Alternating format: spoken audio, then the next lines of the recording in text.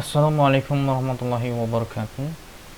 Alhamdulillahirrahmanirrahim. Puji dan syukur marilah kita panjatkan kehadirat Allah Subhanahu wa ta'ala. Mudah-mudahan kita semua dalam lindungannya serta rahmatnya, amin. Salawatnya semoga sampai kepada Rasul kita Muhammad sallallahu alaihi wasallam. Semoga sampailah syafaatnya kepada kita semua nanti, amin ya rabbal alamin. Oke, kali ini pembelajaran jarak jauh atau PDR, belajar dari rumah. Bapak akan membantu mengenai pemaparan materi selanjutnya. Kita akan bahas mengenai statistika pada bagian penyebaran data ya. Ukuran penyebaran data. Nah, seperti yang sudah kamu ketahui kemarin bahwa sebuah data itu bisa diperoleh dari proses pengambilan data ya. Salah satunya contoh dengan pemilihan ketua OSIS ya. Oke. Jadi di sini untuk ukuran penyebaran data di sini ada istilah kuartil ya. Nah, jadi kuartil ini atau kuartile adalah nilai yang membagi sekumpulan data yang terurut menjadi 4 bagian yang sama. Bagian pertama, kedua, ketiga, dan bagian keempat ya. Ada yang menyebutkan kuartil ke-1, kedua, ketiga. Kemudian ada yang menyebutkan nilai terendah, nilai tengah, nilai tinggi, dan nilai paling tinggi. Ada yang istilah seperti itu. Nah, menurut beberapa ahli pun sama ya. Mereka mengatakan kuartil itu nilai-nilai yang membagi serangkaian data menjadi 4 bagian yang sama. Hampir mirip ya semuanya. Berhubungan dengan 4 bagian ya. Berhubungan dengan nilai yang sudah dibagi menjadi 4 bagian. Nah, jadi di sini di dalam penyebaran data yang pertama di sini ada jangkauan ya atau rank. Di mana rank atau jangkauan ini adalah selisih data yang terbesar dengan data yang terkecil. Maksudnya dari nilai ya. Nilai dari sekian puluh orang itu nilai yang paling besar atau data yang paling besarnya itu berapa dan yang terkecilnya berapa ya. Atau kalau di dalam data kelompok itu ada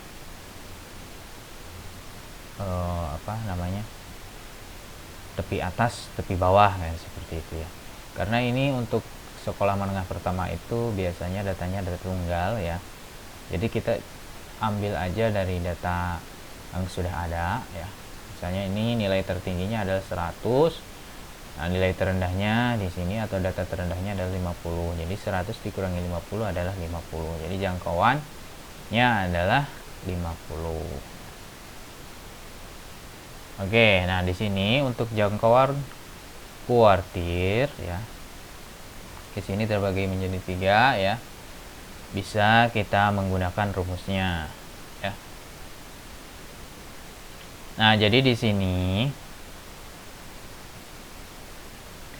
yang pertama kita bisa mengurutkan data ya. Kalau datanya itu sedikit. Tetapi kalau datanya banyak seperti ini ya tidak usah diurutkan juga tidak apa-apa.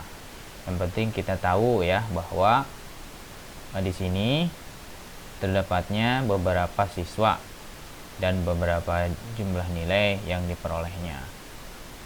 Nah, caranya karena di sini datanya data tunggal ya. Data tunggal itu baik itu yang sifatnya genap atau ganjil bisa menggunakan rumus ini ya. Khusus ya. Untuk data tunggal ini. Nah, untuk mencari kuartil pertama di sini data ya atau X data 1/4 dikali banyaknya anggota ya atau banyaknya siswa ditambah 1. Karena di sini kalau jumlah siswanya itu ada 65 berarti termasuk ganjil ya. Ditambah 1 karena ini ada rumusnya. Kemudian dibagi 4 atau dikali 1/4. Jadi 66 dibagi 4 itu adalah 16,5. Nah, dari 16,5 ini kalau kita perhatikan kita bisa mengambil ya urutan anggota ke-16 dan ke-17. Nah, kalau ke-16 dan ke-17 itu di mana? Berarti di sini ya.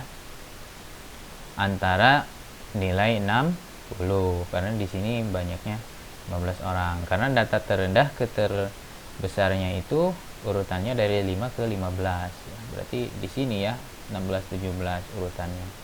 Jadi pada nilai 60. Jadi 60 ditambah 60 120 dibagi 2 hasilnya 60. Jadi kuartil pertamanya itu di sini ya 60 ya. Di sini ya. Kemudian untuk nah, kalau ini ya rumus seperti ini rumusnya biasanya digunakan di sekolah menengah atas. Cukup kita pakai rumus yang atas aja ini ya. Oke.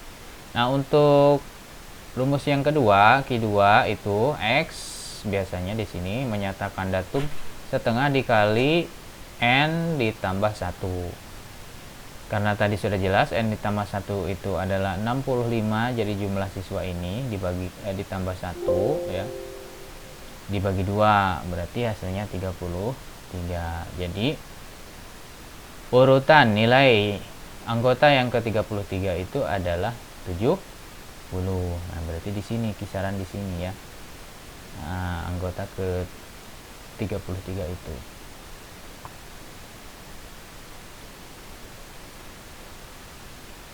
Oke.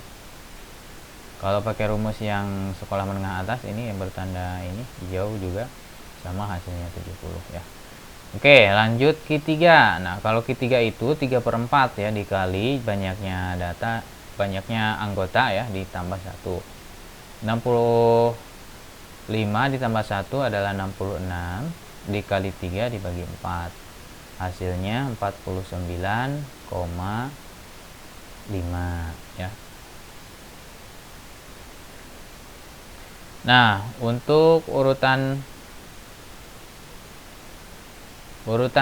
ya, karena ini rentang antara ya urutan anggota ke-49 dan ke-50.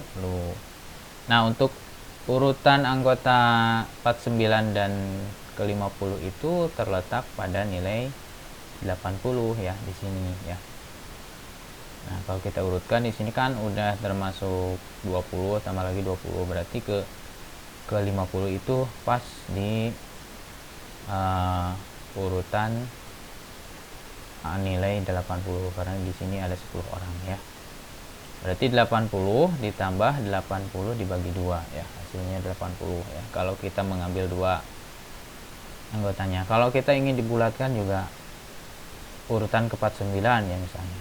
Berarti 80 ya, sama saja ya. Nah, itu ya cara untuk menghitung kuartil ya rumusnya. Nah, di sini ada istilah lain yaitu ada istilahnya jangkauan kuartil ya. Berarti Q3 dikurangi Q1 karena Q3-nya tadi 80 dikurangi Q1-nya 60 hasilnya 20.